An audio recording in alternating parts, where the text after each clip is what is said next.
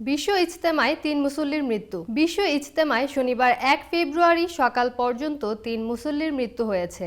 গাজীপুর জেলার টঙ্গীর তুরাগ নদীর তীরে এই ইজতেমা অনুষ্ঠিত হচ্ছে। শুক্রবার ৩১ জানুয়ারি দিবাগত রাতে ইয়াকুব আলী নামের এক মুসল্লির মৃত্যু হয়। তিনি হবিগঞ্জ জেলার বাহুবল থানার রাঘবপুর গ্রামের মৃত নওয়াবুল্লাহর ছেলে। টুরাই নেজাম তাবলিগ জামাতের মিডিয়া সমন্বয়ক হাবিবুল্লাহ রায়হান এ তথ্য নিশ্চিত করেছেন। তিনি জানান, রাতে খিত্তায় অসুস্থ হয়ে ইয়াকুব আলী নামের এক মুসল্লির মৃত্যু হয়। ইজতেমা ময়দানে জানাজা শেষে তার মরদেহ গ্রামের বাড়িতে পাঠিয়ে দেওয়া হবে। এর আগে শুক্রবার দুপুরের দিকে শেরপুর ৪৬ নম্বর খিত্তায় ছাবেদ আলী নামে এক মুসল্লির মৃত্যু হয়। একই দিন সকাল 10:30টার দিকে খুলনা জেলা থেকে আগত আব্দুল কুদ্দুস গাজী নামে আরেক মুসল্লির মৃত্যু হয়। এবারের ইজতেমার প্রথম পর্ব ২ ভাগে অনুষ্ঠিত হতে যাচ্ছে। ৩১ জানুয়ারি থেকে ২ ফেব্রুয়ারি প্রথম ধাপ এবং ৩ ফেব্রুয়ারি থেকে ৫ ফেব্রুয়ারি দ্বিতীয় ধাপ অনুষ্ঠিত হবে। প্রথম ধাপে ৪১টি জেলা এবং ঢাকার একাংশ অংশগ্রহণ করবে। এছাড়া দ্বিতীয় ধাপে প্রায় ২২টি জেলা এবং ঢাকার বাকি অংশ অংশগ্রহণ করবে। মাওলানা আহমদ লাটের বক্তব্যের মধ্য দিয়ে শুক্রবার শুরু হয়েছে বিশ্ব ইজতেমার ৫৮তম